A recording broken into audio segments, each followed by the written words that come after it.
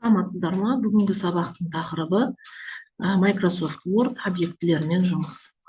Өткен сабақта біз тізімдерді қарастырдық және де кестелерді де қарастыруымыз керек екен. Кестелерден бастайық. Демек, кесте деген өте қажетті элемент болып табылады Microsoft Word'та, және де кестелердің деңгейі мен түрлері болады. Мына жерде мен бір дайын кестені қойдым. Дәл қазір осыны жасап көреміз. Кесте жасау үшін вставка мәзірінен таблица, вставка таблица деген бет ашылады. Бұл жерден бағандардың немесе жолдардың санын беруге болады, бірақ дұрысы вставить таблицу деген мәзір бөлімін таңдаймыз. Мына жерде бізде 6 баған, 7 жол керек. Число столбцов 6, число строк 7. Беріп, осылай берген дұрысырақ кестені жасау үшін. Дұрысырақ, енді мынау кестеде менде бірінші жолдардың, бағандардың өлшемдерін дұрыстап алайын. Демек, алғашқысы міне мына апарып тасымалдауға болады. Барсаңыздар, міне тышқанның стрелкасы өзгереді. Осыны осылай тасымалдап дұрыстап аламын. Так, мына жерден сәл 4 цифрасы үшін сәл кеңдеу болу керек сияқты.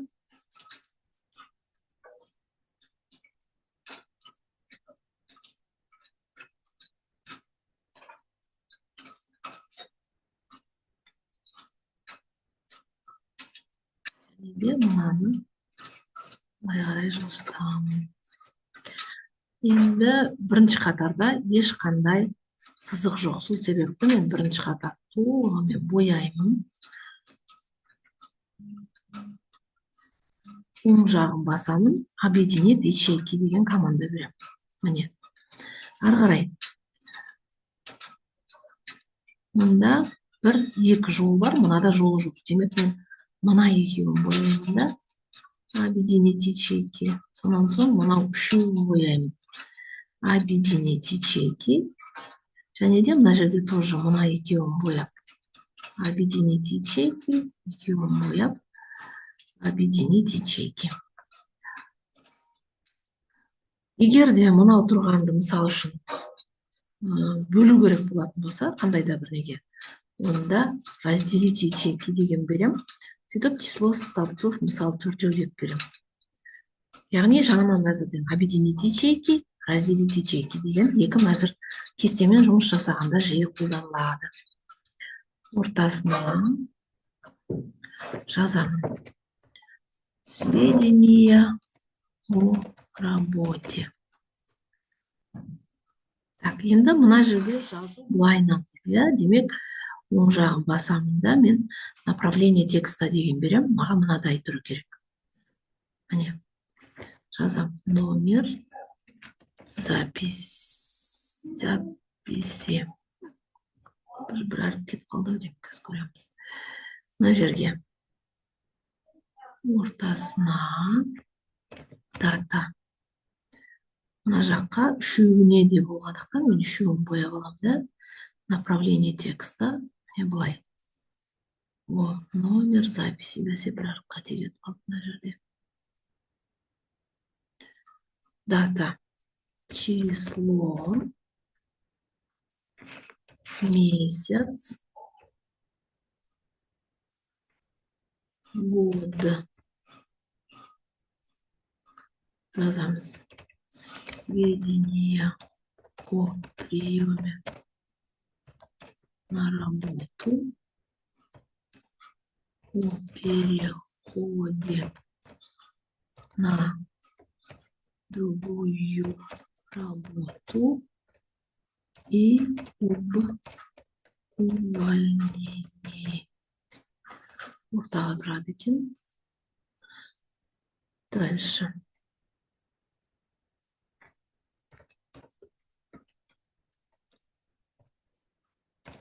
Чего внесена запись. Так, жаздық. Енді мынау тұрған сандарды жазуымыз керек. яғни мына үшеуін біріктіремін. Қалғандары просто так жазылады, және де барлығында сандар ортада тұр. Сразу қойып қоямын, қайта жөндеп жүрмеу үшін.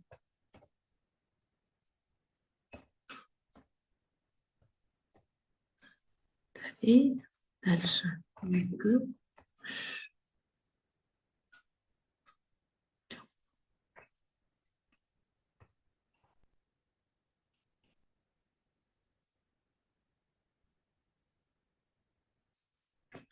Ноль 9, 10, 19, 84.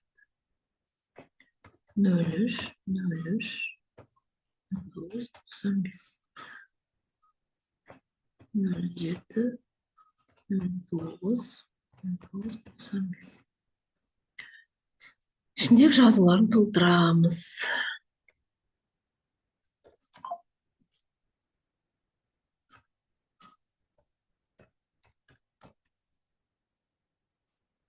Ортаға екен.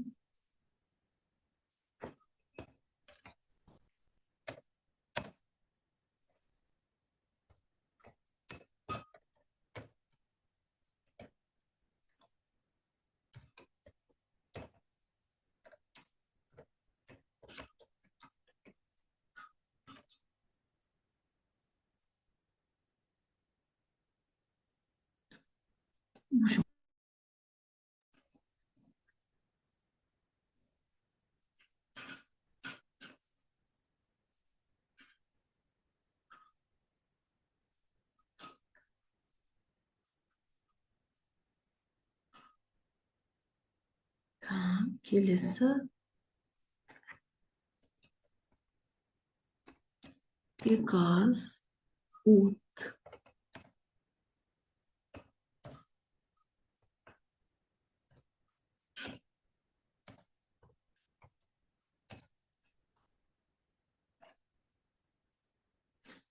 Осылай кесте толтырыла береді. Қалған жазбаларын өздеріңіз толтырып көріңіздер. Енді тағы бір айта кететін нәрсе, кейбір кестелерде кестенің бір бұрышында мәліметтер болмайды. Яғни мынадай жазылып тұрады іші тола, жазылып тұрады іші тола, және кестенің бір бұрышы жоқ. Яғни көрінбей тұрады. Осы нәрсені осы жерде мысал ретінде көрсете салайын. Бізде мынау бас мәзірде главное, да? Мына жерде границы деген бар. Батырма, осының ішінде кестенің шекараларын алып тастауға болады. Нет границы. Кейбір кестелерде осылай тұрады, бір шеті бар, бір шеті жоқ. Бүкіл границасын алып тастадым, мынаны қайтып сызамын. Мынау оң жағын қайтып сызамын. Міне осындай бұрышы, бір бұрышы жоқ кестелерде болады. Шын мәнісінде біз кестенің бұрышын алып тастаған жоқпыз, тек қана шекараларын көрсетпей қойдық. Бұл әдіс өте көп қолданылады кестемен жұмыс жасаған кезде. Егер қайтып орнына келтіргілеріңіз келсе, все границы дегенді қайтып бере саласыздар. Кестемен негізгі жасалатын жұмыстар осы. Және де кестеге кірген кезде байқасаңыздар, мына мәзір қатарында конструктор деген мәзір қатар пайда болды. Осы жерден оны бояуға болады ішін. Мынау сызықтардың қалыңдығын өзгертуге болады, шекараларын реттеуге болады жаңағы. И раскраска границ деген бар. Осының барлығын мынадай етіп сәндеп жасай беруге болады. Мен уақытты алмай ары қарай жылжи берейін. Келесі бізде қарастыратынымыз ол объектілер. Объектілер, яғни объект бізде бірнеше түрлі. Барлығы вставка деген жерде мәзірде орналасады. Вставка рисунки, вставка фигуры, вставка объект word art. Яғни вставка рисункидан бастайық. Рисунок бізде жаңа қойып көрсеткенімдей компьютердің ішіндегі кез келген суретті қоюға болады. Міне. Вставка рисунок дейсіздер, таңдайсыздар, сосын оның мына бұрыштарына барып стрелкасы өзгереді. Сол тұрған 4 бұрыштардың ішіне барғанда стрелка өзгереді. Үлкейтуге болады, кішірейтуге болады. Осының барлығы. Және де егер де интернеттен қандай да бір суретті алу керек болатын болса, қазір мен терезені жабамын. Так.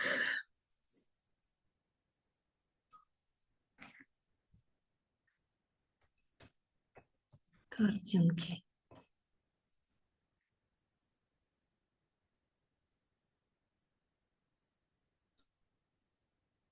Интернеттен кез келген, мысалы үшін сабақтың мәніне байланысты компьютердің суреті, врачтың суреті, кез келген баланың суреті, сабақ өтіп жатқан ашық сабақтың суреті деген сияқты.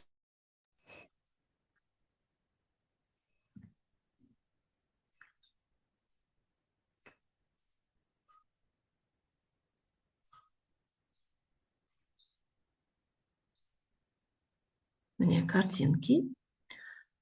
Кез келген суретті таңдауға болады.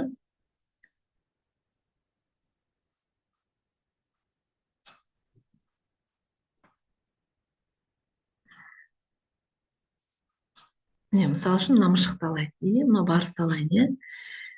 Ашпай ақ мен осы жерден принт скрин басамын, обрезать деймін, және де мынау суретті осылай қиып аламын. Копировать деймін.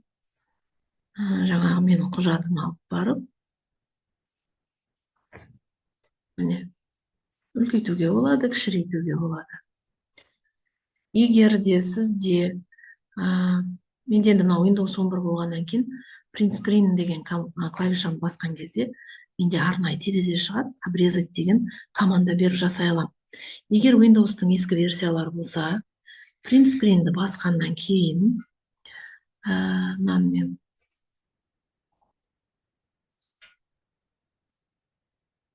скриншот қажеті жоқ деймін да. Мына жерде Paint деген компьютердің ішінде ең қарапайым графикалық редактор бар.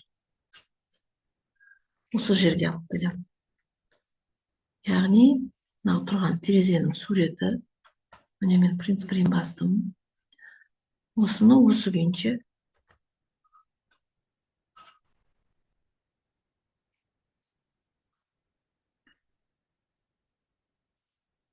редактор скриншотов дейді.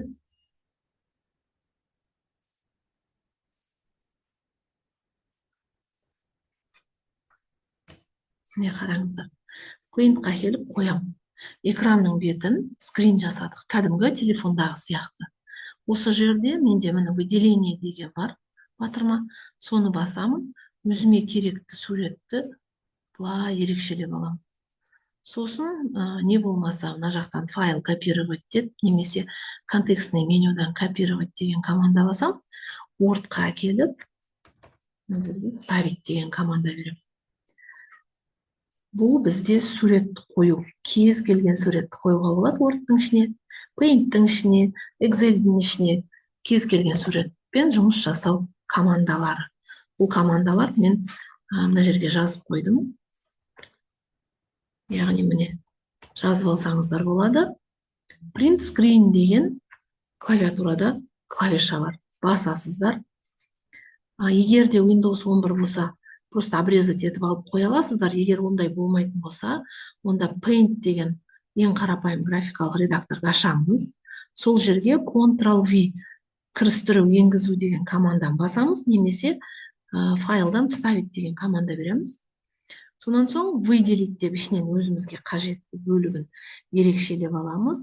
Копировать деген команда береміз. Апарып, өзімізге қажетті жерге апарып, қайтадан Ctrl-V деген комбинация клавиш басамыз. Сол кезде біздің суретіміз Word-та болсын, Paint-та болсын, PowerPoint-қа болсын, презентацияға апарып, кез келген суретті апарып қоя аламыз. Бұл бізде суретпен жұмыс. Ары қарай вставка деген мәзірде фигуры деген бар. Көбінесе құжаттамаларда мынандай сілтемелер, я стрелка, міне қараңыз. Так.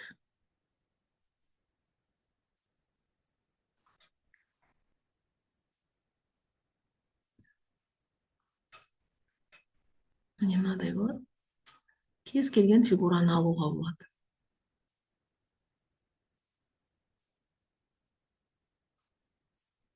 Алуға болады.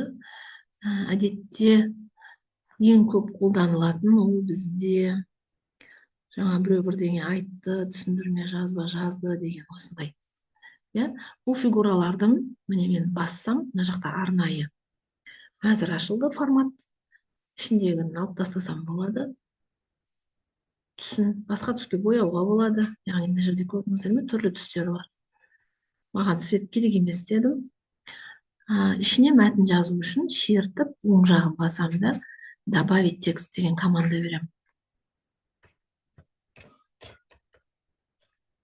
Бұл мәтіннің бояп алып, шрифтін өзгертуге болады, цветін өзгертуге болады. Сонан соң жирный жасап қоюға болады. Мынаның да ішіне мәтін жазуға болады.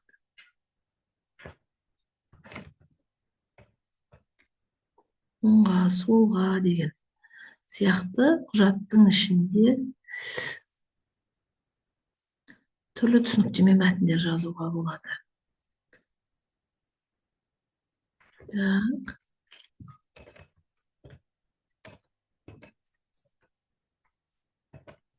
Қандай сұрақ бересіз? Мысал үшін. Так. Сұрақ. Бұл объект фигуры деп айтылады.